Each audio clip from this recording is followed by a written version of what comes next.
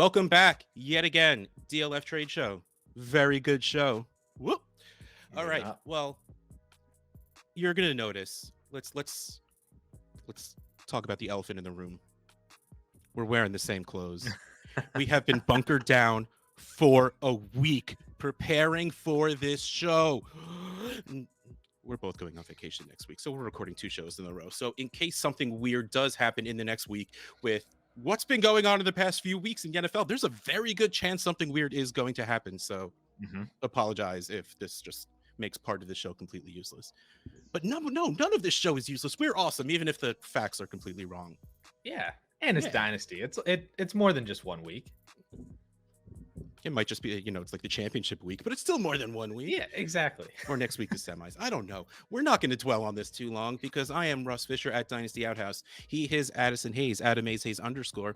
And we're here to talk about player values using the Trade Analyzer, Trade Finder, and our brains.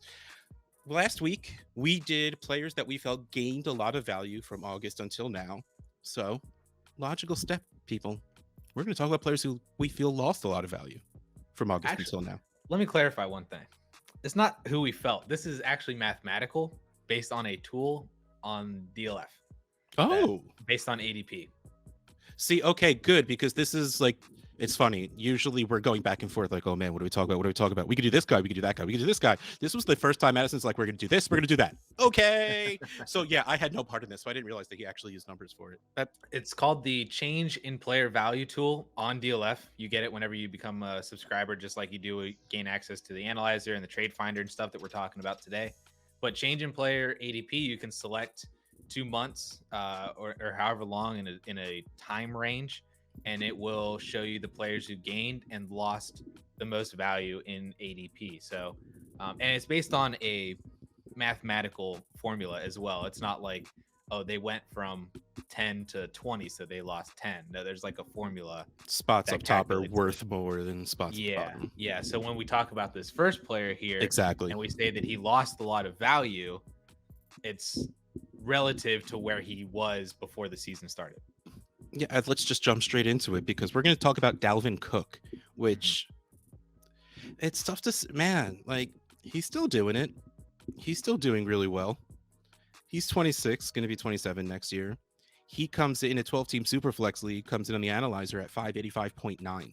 This first trade, it's a trade. There's a few things I need to talk about in this trade. It's a trade. It's a trade that happened. Dalvin Cook and Mike Evans for CD Lamb. This hurts because Mike Evans just can't get no respect and never will. And he comes in at 291.6 on the analyzer. I envisioned that scene from The Office from Michael Scott where he's like, I don't get no respect. Hey, I don't get no respect. No respect at all. I did not try and do a bad impression of of Rodney Dangerfield. That's just what I envisioned whenever you said that. So it was funny. I'll take it. I did that on purpose. I meant to be funny. So Dalvin Cook and Mike Evans come in at a total of 850.2 for CD Lamb, 762.6. Okay. Mike Evans is 28. I get it. Dalvin Cook is 26. I get it. CD Lamb is 22. I get it. But I can't do it. Like,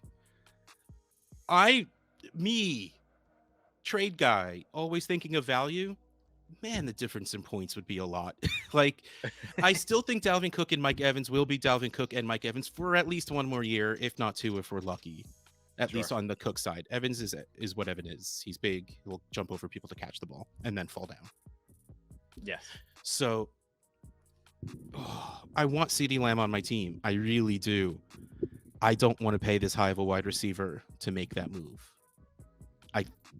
It hurts my brain, but I think I'm taking the Dalvin Cook side. I don't blame you. Honestly, I think this is a good teaching moment to say, if you have a player like CD Lamb and you're trying to break him down, I would try to get assets that have more longevity. Like you said, that you feel confident in their production for at least 1 more year. But 2023, we're talking about then a 30-year-old Mike Evans and a 28-year-old Dalvin Cook. Yeah, value will be dead on that side. So yeah, it's just dropping straight down. And we talked about, our boy Jalen Waddle last week. Like if you could break CeeDee Lamb down into Jalen Waddle, and even if you want the production at running back, and you take, like an Antonio Gibson or Like, an older even vet like I Zeke was or gonna say something like that. Eckler, Yeah, Eckler yeah. and Waddle for Lamb might still get done, especially again, we're same age running back, but at least you're Mhm. staying young at wide receiver. And Eckler, I think his career will be a little bit longer and better for fantasy just because of the pass catching. Sooner or later, they're both not going to be able to be workhorse backs, but what's going to happen? Dalvin Cook's going to get taken off the field more. Eckler, at worst, can turn into a change of pace or to a receiving back. And in the right situation, even in almost said San Diego, even in Los Angeles, that works because Herbert does dump the ball off a decent amount. So again, we're talking about a completely different trade, but that would make me feel better about it. Like, this is way too high level guys for me to want to move for. Again, even like CeeDee Lamb is what, top 3 wide receiver at this point? Yeah. Chase for Jefferson Lamb is usually like some combination of everyone's top 3 at this point, even though I Yep. haven't really thought about it. No, yeah, that's It stop makes making sense me. it makes sense on the value. Like if you're the person with Cook and Evans, I think I definitely would move both of them for CeeDee Lamb, and then try to break Lamb down into The people we were parts. talking about. Yeah, into different parts. So because I don't think you can trade Dalvin Cook. You can't trade Mike Evans for Jalen Waddle. And Could you trade Dalvin Cook and Mike Evans for Jalen Waddle and Austin Eckler? Probably not, right? But I think that gets done for CeeDee Lamb. no. Yes. Yeah. So it's kind of like you're just kind of moving values around, and you got to find the people that make those values work as well. Very so, league dependent. Who's on whose team, and if you have a league that's active enough to be able to pull that off. But yeah, like when you put it like that, I get it. That's risk. And if you're not in a lot of leagues, or you play in not very active leagues, or if you play in very high stakes leagues, that's a little too risky. If you're insane like me and you're in like 30 leagues and most of them are like $20-$40, then yeah, go have fun, do that. Yeah, move some things around. Yeah. 1 for 1, I like this. Dalvin Cook for Tyreek Hill. Same 12-team super flex, so Cook is still worth 585.9, Tyreek Hill 636.8. Team wide receiver. Like, they're the same. Hill is 27, Cook is 26, so like wipe age off that doesn't really matter. They're both relativeness. They're both considered old, is even though 27 is literally prime. Tyreek's on a better offense and wide receiver, and yeah, give me Tyreek. Yeah, I'm actually surprised that this trade could still kind of be done around now. I guess with the points, but points I don't are probably close enough. Like, this is a very weird trade. This is probably 2 teams in the playoffs who had different injuries or different COVID list issues. Yeah. So that's probably like the only thing I could think of. That's what this was, because yes, this seems very specific. The Cook guy lost DeAndre Hopkins, and then the Tyreek guy lost McCaffrey or something. Yeah, like there's something very specific had to happen for this trade to go down. Yeah, I get it on both sides. Like, this is insanely fair to me. ADP wise, 22 for Cook, 26 for Hill. They're top 5 guys at both of their positions probably. So yeah, let biases take over, and I'll go wide receiver. Yeah, same. All right, speaking of a name you named, and speaking of wide receivers, let's talk about DeAndre Hopkins. I don't want to talk about DeAndre Hopkins. Why would you put DeAndre Hopkins on this list? I'm sorry. Oh man, this guy hurt my feelings this year. 12-team Superflex. Hopkins is worth 357.5. He was traded for a 23 first, 253.3. I got to be honest. Good for you for getting a first for DeAndre Hopkins right now. Wow. Wow. Yeah. When I saw this, I wasn't sure if he's 29, been hurt for almost the entire year, and they're spreading the ball around. Yeah, he's not 150 target DeAndre Hopkins anymore. He's still very good, don't get me wrong, but I think we need to change our expectations to be closer to a bottom end 1, high end 2, which again is great, but that's also worth a 23 first. Yeah. And if you can turn a 30-year-old into a 23 first, I think you do that. Yeah. And Okay. I mean, based on his value, he's the wide receiver 19 in December ADP. It's honestly better than I thought it would be. But I mean, that's a far drop. I think he was still top 10, top 8 at the beginning of the year. So that's why he's on the list for losing a lot of value. For sure. Yes, absolutely. Because he did really well last year. Yeah. It's just crazy to me that we're at the point now. Like, I wasn't sure if you would say, wow, you only got one first. Like, we're at this point now where you can only get a first for him. But then you said, I'm surprised you got a first. You ready? You ready for how crazy I am? Uh-oh. I traded DeAndre Hopkins for Melvin Gordon. What? This is after Hopkins is done for the year. Right? Yeah. Yeah. Okay. Purely based on, man, I want to win this year. But honestly, once this season ends, he's not going to be worth the first. So I might as well go get the points now, because I got lucky to find a team that wasn't in the playoffs that was willing to make this trade. Yeah. If you kind of recalibrate, if you take away the name DeAndre Hopkins, he's not all that dissimilar from like Robert Woods. Yeah. You know, in terms of where they are in their career based on age, their kind of situation in terms of the team that they're on with the quarterbacks that they're attached to, and then also season-ending injuries that they ended the season on, you know? Yeah. So I mean, the only difference is drafts capital in the beginning of their careers. Like Robert Woods, it just took a new situation. Mm-hmm. And Hopkins was just #Team Clemson, big wide receiver, awesome from the beginning. Oh, man, we're at the point now where you say, I'm surprised you got a first for DeAndre Hopkins. I said good for you for getting a first. I think so. At least I think that's what I said. I think that's what you said. I'll take it. But yeah, that's just, I'm not happy about it. I don't know if I agree with it. It's just, I think that's the reality of the world we're in right now.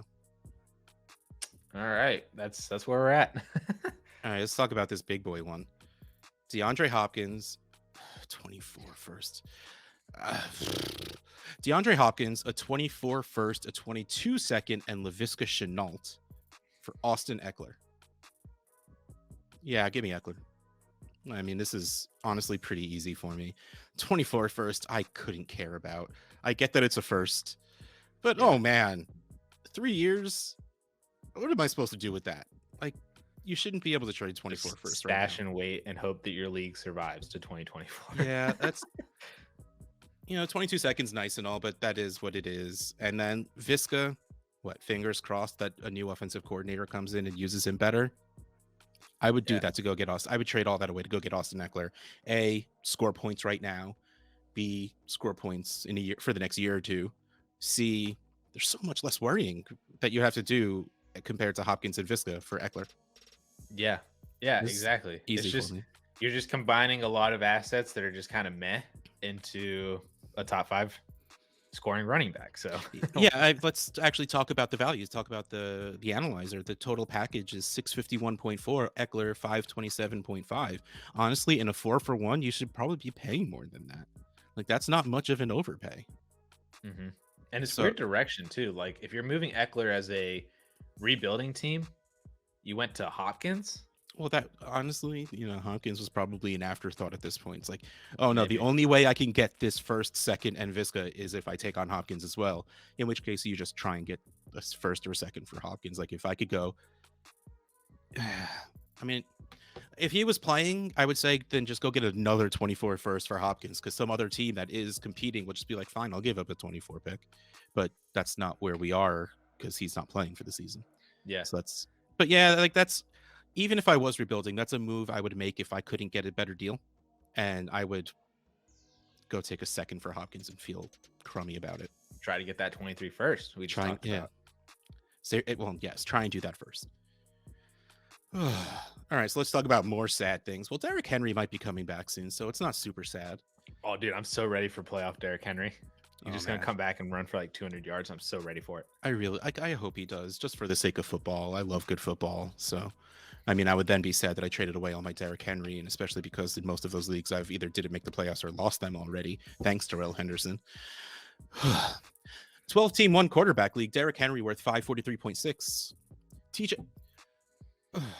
There's no players that make you feel great right now. I think that's what this comes down to. Derrick Henry and TJ Hawkinson for George Kittle. We put George Kittle in our what should we even be thinking about this player right now episode. So this is a little tough. Derrick Henry 543.6, Hawkinson 338.9, total 882.5. George Kittle 395.2. Caution, Team A is giving up the highest value asset and the most pieces in the deal. I'm still shocked that Derrick Henry's value has not adjusted in this. It really hasn't. It's crazy. Like in December ADP, he is still being valued as the RB15, which was not all that much different than where he was in season when he was actually producing points. Like he was like barely inside the top 10. Because he's 27 years old and like 3 seasons in a row, 400 touches. So his value never really went up no matter what he was scoring because everyone was so afraid of it. Yeah. That's crazy. So, I mean, the analyzer has this says 882.5 to 395, but also putting in the fact that both Derrick Henry and TJ Hawkinson are out for the rest of the fantasy season. I get it. I would probably do this to go get George Kittle with the idea that Kittle can randomly put up 40 points. Yeah, I checked on this one too. This is not a tight end premium, so there wasn't any additional boost to Kittle. But does that help Kittle? Like he'll get 5-6 catches a game in that case. Tight end premium really just in the past couple of weeks he was like 8, 9, 10 receptions. Yeah, fair. Tight end premium really, honestly, at the top level, unless you're Kelsey or what Waller used to be, I don't think it's that big of a deal.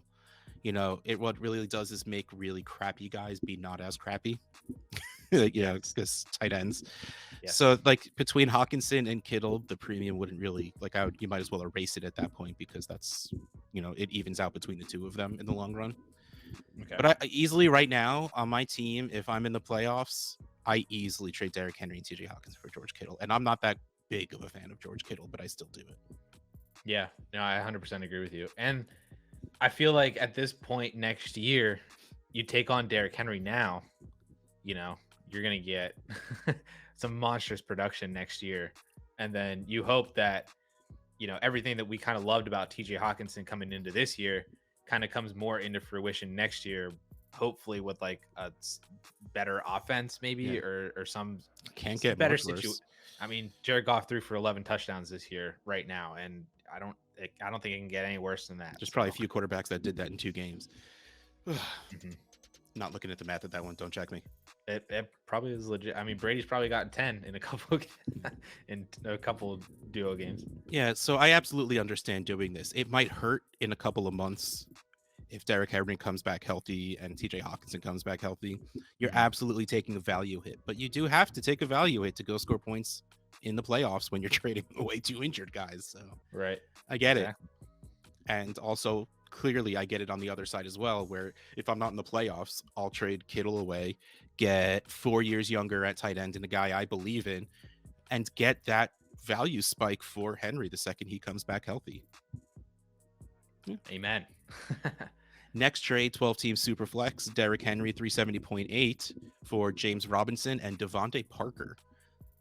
Total of 267.2. So value is on Henry, but in another trade where I completely get it. Now that Urban Meyer is gone, James Robinson is going to be what James Robinson should be. And Devontae Parker scoring points. Like we as a community, that's 5th year, 6th year breakout, and we just write them off. But he's scoring decent points right now. Like that Miami offense is doing pretty well. So you can get Devontae Parker for the 50.8 points that he's worth, and might help you win the playoffs. A game or two, maybe not win you the championship. With all the freaking COVID list people, I'd be happy to start Devontae Parker. So, honestly, I think I'd be all for this as well. Maybe you think taking James Robinson on is a risk for what comes next year with a healthy Travis Etienne. I don't know why that was so difficult to say, but it took me a minute. But I still think James Robinson has his role. He's doing way too well to just get replaced by a guy the last people drafted in the first for no reason. Yeah. Yep. This is one of those, I think, I held on to Derrick Henry for this long, but now my team actually is in the playoffs, Yes. so I need an actual player. Yeah, I get it. Both sides of this, the exact same thing. I find it hard unless something weird happens in Jacksonville for James Robinson's value to go up. No matter Yeah. how well he plays the next few games, Travis Etienne is still on the Jaguars and he is going to get healthy. Yeah. In which case, Robinson's value at best will stay even.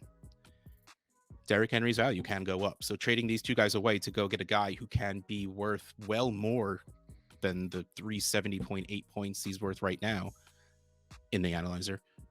Smart move on both sides.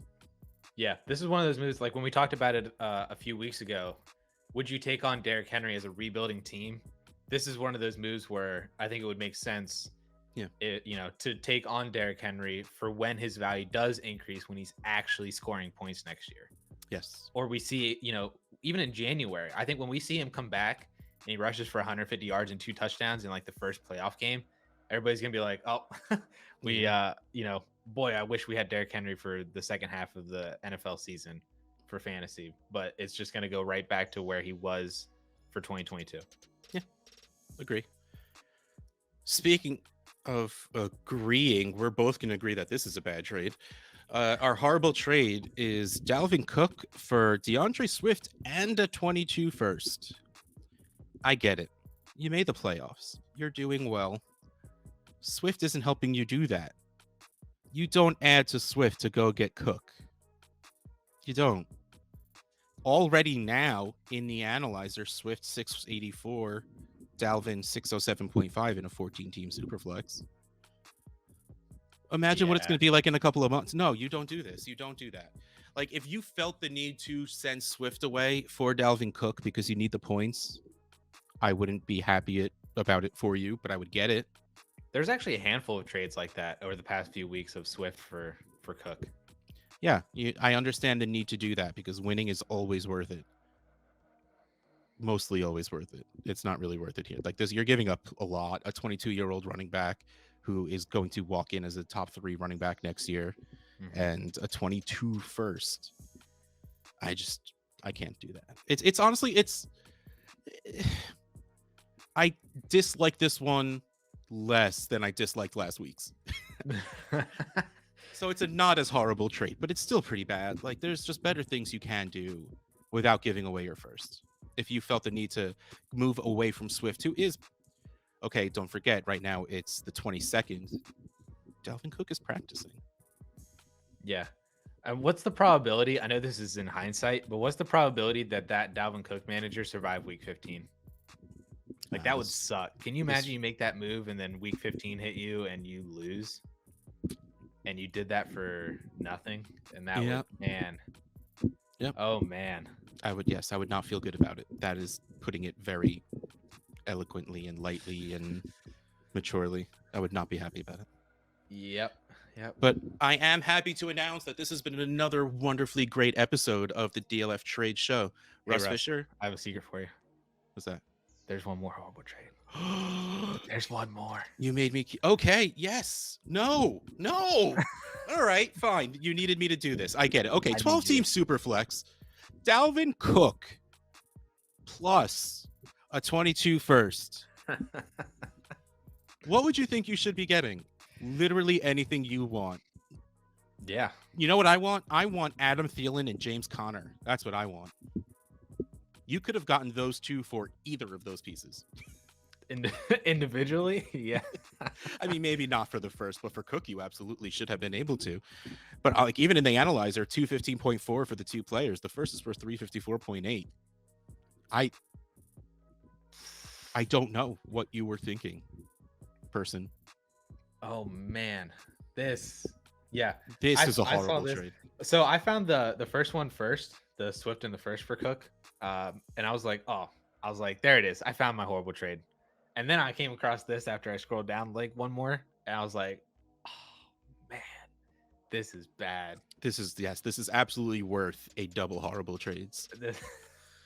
This is a lesson in do not be overconfident in your team. that just because you view your first as a late first, that it is now expendable and you don't care what happens to it. You need to get that value still. So Points are nice, but sometimes you trade for Adam Thielen and James Conner. who you might not have James Conner. You didn't have Adam Thielen last week. What's the probability that team survived week 15?